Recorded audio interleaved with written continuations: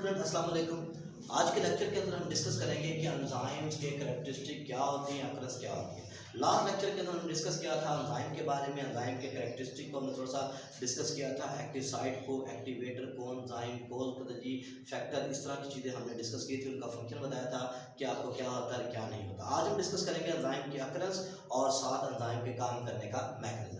देखिए एंजाइम के अकरस की बात करते हैं कि एंजाइम पाए कहाँ पर जाते हैं, तो अकरस के हिसाब से देखते हैं। पहले हमने बताया था कि एंजाइम को चाहिए एक्वस मीडियम, इसलिए एंजाइम्स क्या होते हैं, साइटोप्लाज्म के अंदर डिसॉल्व फॉर्म के अंदर मौजूद होते हैं। कुछ एंजाइम्स ऐसे होते हैं जो सेल के अंदर ऑर्गेनेली हैं, जैसे कि माइटोकॉन्ड्रिया है जो रेस्पिरेशन करता है, क्रैब साइकिल करता है, एनर्जी पैदा करता है, उसके अंदर क्या होते हैं मौजूद होते हैं। और कुछ जो क्या होते हैं वो पाए जाते हैं ऑर्गेनेली, जैसे कि प्लास्टिड मौजूद है। प्लास्टिड के अंदर क्या होता है, ग्रेनम थैलाकाइड होते हैं, फास्फोराइलेशन होती है, डार्क और लाइट रिएक्शन होना होता है, उस रिएक्शन को कैरी करने के लिए क्या होते हैं एंजाइम मौजूद होते हैं। इसका मतलब ये साइटोप्लाज्म में डिसॉल्व होते हैं। इसके अलावा they are bound to some organelle के साथ भी मौजूद होते हैं, जैसे फोटोसिंथेसिस होगी और रेस्पिरेशन होगी। इसके अलावा जब इसके अकरस की बात करते हैं कि हमेशा वहाँ बनते हैं जहाँ पर इन्होंने काम करना होता है, इनकी प्रोडक्शन वही होती है साइट ऑफ इट्स फंक्शन। तो जहाँ पर ये प्रोडक्शन होते हैं वहीं पर मोस्टली क्या होता है ये फंक्शनिंग शुरू कर देते हैं। जिस तरह हम देखें बैक्टीरिया में, तो बैक्टीरिया में जो एंजाइम मौजूद हैं वो उसकी सेल मेम्ब्रेन के इनर साइड पर क्या होते हैं वो अटैच होते हैं। इसका मतलब dissolve attach to the inner side related to the organelle and they are found near the site of their production. तो वहाँ पे क्या होते हैं ये पाए जाते हैं। अब करेक्टरिस्टिक की बात करते हैं तो करेक्टरिस्टिक के पेपर में कई बार 2 नंबर का क्वेश्चन आ चुका है कि what are the characteristic of enzyme. Enzyme की कुछ करेक्टरिस्टिक है, कल भी हमने कहा था biological active 3 dimensional globular protein. तो स्ट्रक्चर के हिसाब से बात करते हैं ये बायोलॉजिकल एक्टिव होते हैं, 3 डायमेंशनल होते हैं, ग्लोबुलर स्ट्रक्चर इसके अंदर प्रोटीन का पाया जाता है। इसके अलावा क्योंकि ये जानदारों में ऑर्गेनिज्म में काम करते हैं इसलिए इन्हें क्या कहते हैं बायो कैटलिस्ट कहते हैं। कैटलिस्ट को हमने पहले भी डिस्कस किया। कैटलिस्ट क्या होता है, एक ऐसा केमिकल सब्सटेंस एलिमेंट जो रेट ऑफ रिएक्शन को इनहांस कर दे लेकिन खुद उसके अंदर कंज्यूम ना हो, हम उसे कहते हैं कैटलिस्ट। ये ऑर्गेनिज्म के अंदर मौजूद होते हैं तो ये बायो कैटलिस्ट होते हैं। इनकी एफिशिएंसी क्या होती है, उनमें बहुत ज़्यादा होती है।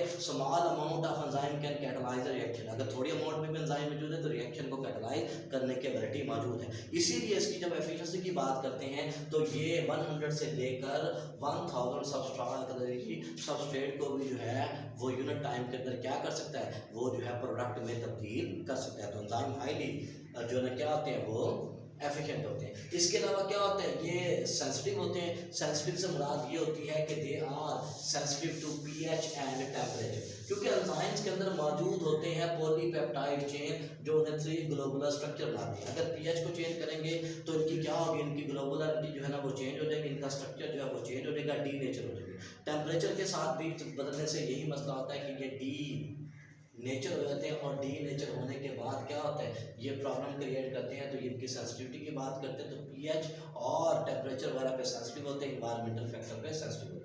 इसके अलावा एंजाइम स्पेसिफिक होते हैं अपने फंक्शन के अंदर, यानी कि इनकी एक्टिव साइट क्या होती है स्पेसिफाई करती है। जैसे कि एक एंजाइम है लाइपेज तो उसने लिपिड पे ही काम करना है, इस तरह एक एंजाइम है अमाइलेज तो उसने क्या करना है, उसने कार्बोहाइड्रेट पे ही काम करना है। तो ये एंजाइम स्पेसिफिक होते हैं। इसके अलावा क्या होते हैं एफिशिएंट होते हैं, सेंसिटिव होते हैं। इसके अलावा क्या करते हैं दे लोड द एक्टिवेशन एनर्जी।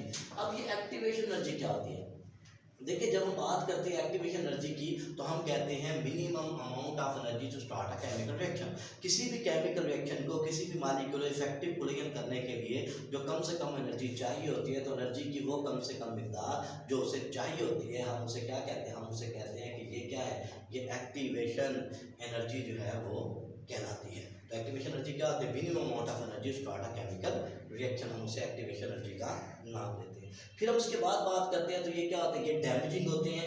अगर ये क्या हो रॉन्ग प्लेस पे पैदा हो जाए, जैसे कि अक्सर पेपर में सवाल आता है why pepsin is secreted in pepsinogenic form. Pepsinogenic form ये अक्सर आता है कि पेप्सिन को इनएक्टिव फॉर्म पेप्सिनोजेनिक फॉर्म में क्यों रिलीज होता है? क्योंकि पेप्सिन जो है बेटा ये स्ट्रॉन्ग जो है वो एंजाइम है जो प्रोटीन को डाइजेस्ट करता है।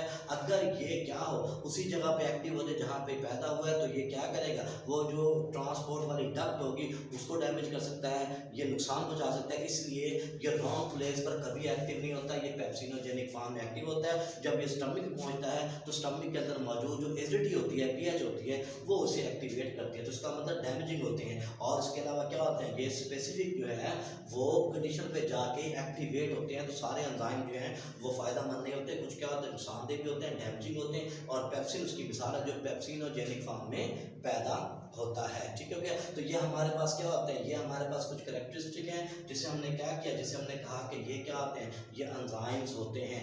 एक्टिवेशन एनर्जी भी 2 नंबर का क्वेश्चन आ चुका है पेपर में, जो मैंने भी बताया कि किसी भी केमिकल रिएक्शन को शुरू करने के लिए जो कम से कम एनर्जी की जरूरत होती है, that is called as activation energy. अब हम बात करते हैं मैकेनिज्म ऑफ एंजाइम एक्शन का।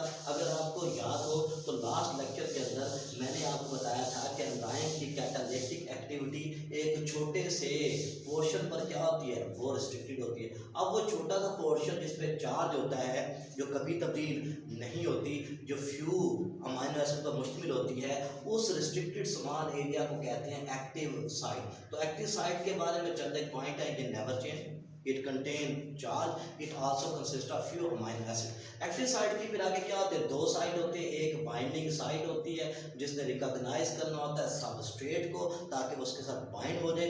इसीलिए एंजाइम के साथ जब सबस्ट्रेट मिलती है तो हमारे पास इंटरमीडिएट एक स्टेप बनता है, कम्प्लेक्स बनता है, जिसे कहते हैं ES कम्प्लेक्स। वो इसीलिए बना है कि एंजाइम ने सबस्ट्रेट को क्या किया, अपने साथ बाइंड किया है, और बाइंड करने में जो इन्वॉल्व हुई है वो उसकी बाइंडिंग साइट हुई, जो रिकॉग्नाइज भी कर रही है कि क्या ये कंपैटिबल है या कंपैटिबल नहीं है। उसके बाद फिर क्या होता है, दूसरी साइट होती है जिसे कैटालिटिक साइट कहते हैं। ये वो साइट है जो एंजाइम को क्या करती है, एंजाइम को जो है वो इजाज़त देती है कि वो उस बाइंडिंग सबस्ट्रेट को प्रोडक्ट में तब्दील कर सके। इस तरह फिर क्या होता है, एंजाइम अलग होता है और प्रोडक्ट अलग होता है। इसका मतलब एंजाइम काम इस तरह करता है कि उसकी एक्टिव साइट के 2 पार्ट होते हैं। Active site is a catalytic site which consists of 2 parts, one is called as binding site, other is called as catalytic site। The catalytic activity of enzyme is basically purely based on the active site। active site is charge site, never change, rigid होती है mostly, और इसके अलावा क्या होता है, it consists of few amino acids। this is the characteristic of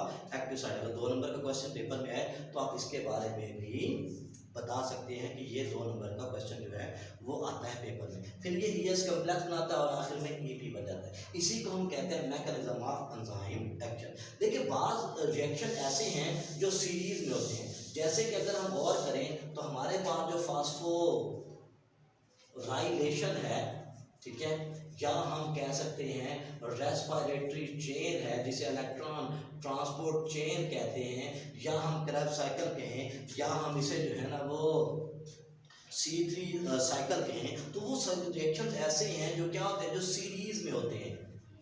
इसका मतलब है कि इसमें एंजाइम जो है वो काम करते हैं in the form of A series. एक एंजाइम की प्रोडक्ट दूसरे एंजाइम के लिए एज ए सबस्ट्रेट के तौर पे काम करती है। हम इसे एक्सप्लेन करने के लिए कर लेते हैं enzyme to enzyme chain reaction, यानी कि एक एंजाइम दूसरे एंजाइम के साथ क्या करता है, वो हैंड ओवर करता है, हैंड टू हैंड करता है। हम उसे कहते हैं कि ये क्या है, कि एक चेन रिएक्शन है। इसे दिखाने के लिए हमने बना रखा है ABCDE। ये हमारे पास फर्ज करो कि सबस्ट्रेट है, इस एंजाइम ने E1 ने इस सबस्ट्रेट को यूज किया और इसे तब्दील कर दिया B में, which is the product of E1, पहले एंजाइम की प्रोडक्ट है। और B में फिर जैसे कन्वर्ट हो तो E2 के लिए B क्या है, दैट इज अ सबस्ट्रेट। अब ये सबस्ट्रेट है तो B ने उसे एज ए सबस्ट्रेट लिया और लेने के बाद E2 ने इसे B को लिया और इसे तब्दील कर दिया किसमें, C में। Now C is the product of E2 enzyme but it is the substrate for the E3 enzyme. अब इसका एंजाइम क्या कर रहे हैं, एक hand over to hand over, एक एंजाइम अपने प्रोडक्ट को दूसरे को हैंड ओवर कर रहा है, दूसरा उसे मजीद हैंड ओवर कर रहा है। उस वक्त तक ये सिलसिला चलता रहेगा जब तक हमारे पास डिजायर फाइनल प्रोडक्ट नहीं आ जाती। इस तरह C जो है वो क्या हो, E3 की क्या है, वो सबस्ट्रेट है, और E3 ने उसे क्या किया, E3 ने उसे D में कन्वर्ट कर दिया, और D को फिर क्या किया, एज ए सबस्ट्रेट यूज किया E4 ने, और उसे फाइनल प्रोडक्ट में E में या P में तब्दील कर दिया। अब ये जो P जब तक नहीं बनेगी हम इसे कहेंगे कि ये क्या है, ये फीडबैक मैकेनिज्म है, यानी कि ये प्रोडक्ट जो है वो A को क्या करेगी, वो एंजाइम 1 को जो है वो कंट्रोल करेगी कि मुझे मज़ीद प्रोडक्ट चाहिए या ना चाहिए। अगर ये प्रोडक्ट बनना यहाँ से बंद हो जाए तो पीछे से रिएक्शन क्या आ जाएगा, वो अल्टीमेटली कंट्रोल हो जाएगा, स्टॉप हो जाएगा, चेक हो जाएगा। इसी तरह यहाँ से क्या है हमारे पास, ये E4 जो है ये क्या करें, ये सबस्ट्रेट ए के लिए जो पहली सबस्ट्रेट है वो उसके लिए क्या करता है, एज ए कंट्रोलिंग मैकेनिज्म के तौर पे काम करता है। तो इसमें एंजाइम क्या होता है, एक चेन की शक्ल में काम करते हैं जिसे enzyme to enzyme chain reaction कहते हैं, या enzyme hand over its product to another enzyme for the sake of further catalysation. तो ये हमारे पास क्या होता है, इसे चेन रिएक्शन का नाम देते हैं। अब एंजाइम के फंक्शन को, स्ट्रक्चर को समझने के लिए दो मॉडल पेश किए गए। पहला मॉडल पेश किया गया 1890 के अंदर जिसे कहते हैं लॉक एंड की मॉडल। अब ये लॉक एंड की मॉडल पेश किया इमेल फिशर ने। इमेल फिशर वो शख्स था जिसने लॉक एंड की मॉडल पेश किया। इस मॉडल के मुताबिक क्या होता है, लफ्ज़ को जरा गौर करें, लफ्ज़ ही बता रहा है। इसके मुताबिक क्या होता है, स्पेसिफिक की can open a specific lock. जिस तरह एक की चाहिए होती है लॉक को खोलने के लिए, इस तरह एक एंजाइम एक स्पेसिफिक सबस्ट्रेट को तब्दील कर सकता है किसके अंदर, प्रोडक्ट में। इसका मतलब ये है कि जिस तरह एक मखसूस चाबी एक मखसूस ताला खोल सकती है, इस तरह एक मखसूस एंजाइम सबस्ट्रेट को प्रोडक्ट में तब्दील करता है। इसका मतलब एंजाइम की एक्टिव साइट उसी को प्रोडक्ट में तब्दील करे जो कंपेटिबल होगा, उससे मैच खाएगा। इस मॉडल को नाम दिया गया किसका, इसे नाम दिया गया लॉक एंड की मॉडल का। अब इस मॉडल के कुछ पॉइंट हैं। पहला पॉइंट क्या है इसका पॉइंट यह है कि एक्टिव साइट क्या होती है, रिजिड होती है।